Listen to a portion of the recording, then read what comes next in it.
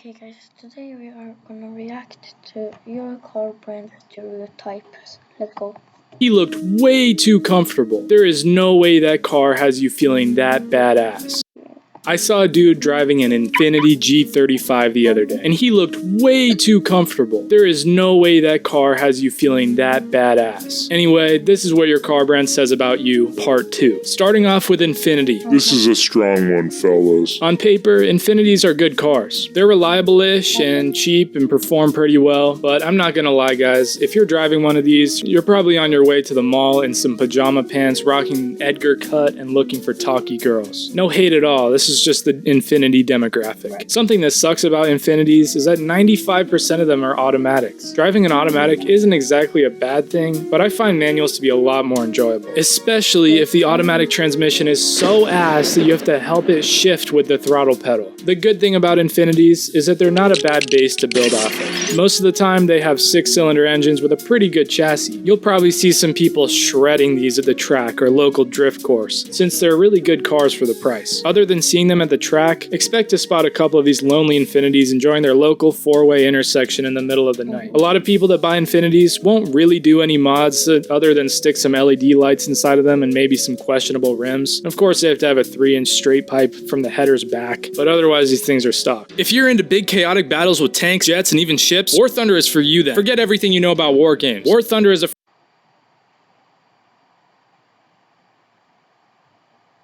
link at the top and you're in. When I think Audi, I think fierce, competitive, classy, the pinnacle of German engineering. Almost because BMW is better, of course. One Audi that comes to mind is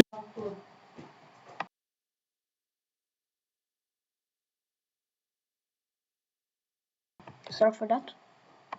the Sport Quattro. It's a fucking beast that crushed the Group B competition. Or the Audi R8, a genius billionaire playboy philanthropist's favorite car, Tony Stark. And of course, the Audi RS6, a luxury car that can get down and dirty. Owning an Audi isn't about being flashy and showing off. They're about showing up, getting the job done, and destroying the competition while doing so. If you drive an Audi, you're a humble guy who knows his cars. You're classy, and you probably have a Richard Mille, and you maintain your car properly, doing everything to spec. Audis are great cars. They have power, balance, comfort, and they have fashion. But most importantly, and probably what they're most well known for, is their impeccable 5-cylinder engines. These things sound amazing.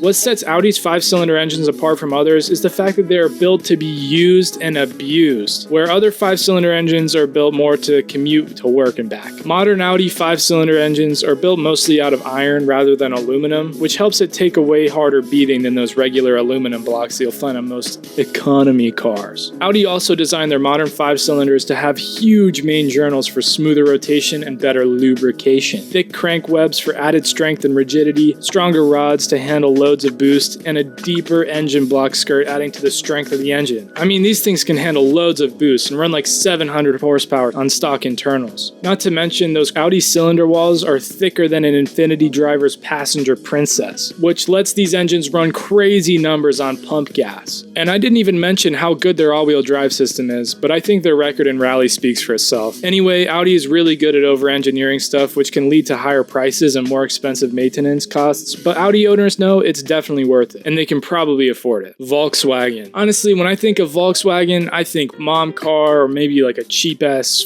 front-wheel drive piece of shit. If you're driving a Volkswagen, you might be a broke high schooler who's crashed their car more times than they've skipped their homeroom class. Or maybe you're just a humble car enthusiast who low-key doesn't ask for much. You like to take your scenic drives along the back roads and kind of stay out of harm's way. But Volkswagen is a lot more than meets the eye. These dudes own Audi, Porsche, Lamborghini, Bentley, Bugatti, Skoda, Ducati, and some other weird European company.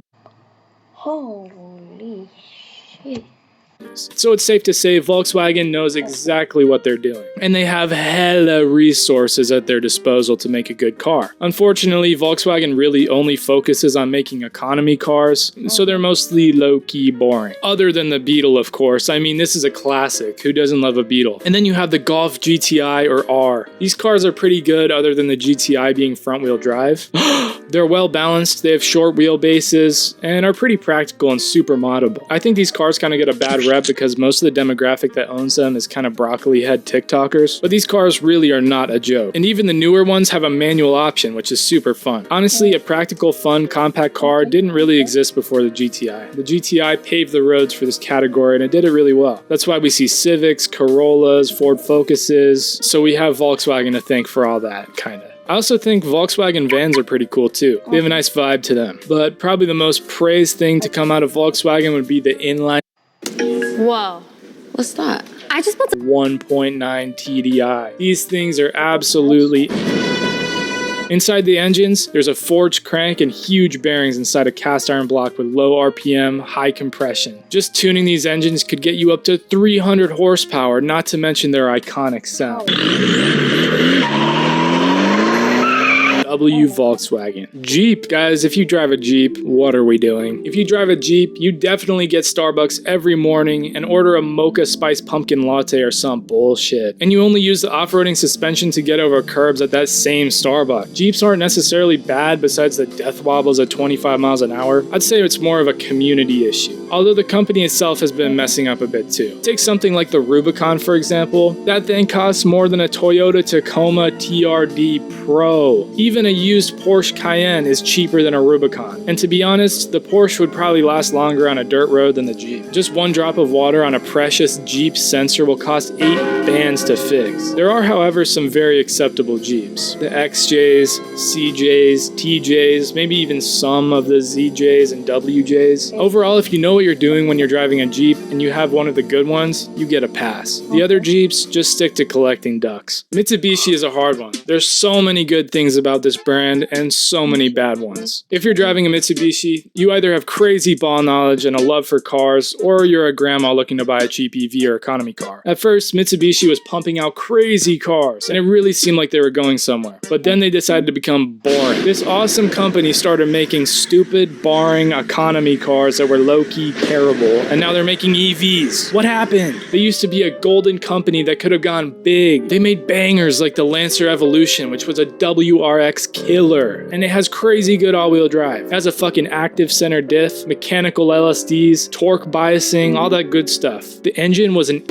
inline 4, not some lame-ass boxer that could boost more than Yamaha. They're reliable engines too. They also made cars like the Galant VR4, which is low-key an underground sleeper. 4 doors, 4 cylinders, 4-wheel drive steering, 4-wheel drive. That thing was diabolical. And then they went and made some other cars like the Eclipse and the 3000 GT, which were cool but not quite as peak. Mitsubishi guys low-key know what they're doing, and they're humble about having such cool cars, except for the Instagram comments talking about My evil will gap your Subaru twin. and then they don't actually even have a car. Ferrari. Guys, if you own a Ferrari, you're low-key too rich to even flex it. Of course, there will be Ferrari owners who take their cars to Cars and Coffee or something, but I find that a lot of people buy Ferrari for the brand rather than the car, which isn't necessarily a bad thing because most of the time, Ferrari owners are too rich to even care. Ferrari is high-key based though, because if you want to buy a Ferrari, you have to be lit and respected. It's not like you can just walk into a dealership and buy a Ferrari. You need to have background checks run on you, and you kind of need to be tight with the dealership. So really, owning a Ferrari is like being in an exclusive club. Ferrari guys, for the most part, are the chillest rich dudes. If you like Ferrari, but you're not quite in the financial situation to drop a bag on a red piece of metal, you're still cool because Ferrari fans are low-key based too. Ferrari has good teams and makes great cars. Other than the Ferrari F1 team, they never win anything, and they always have the worst strategy calls, like sending a driver onto a wet-ass course on slick tires. But other than F1, they definitely dominate. They have a good run going in the World Endurance Championship right now with their crazy good Ferrari 499P hypercar, which sounds fucking amazing, by the way.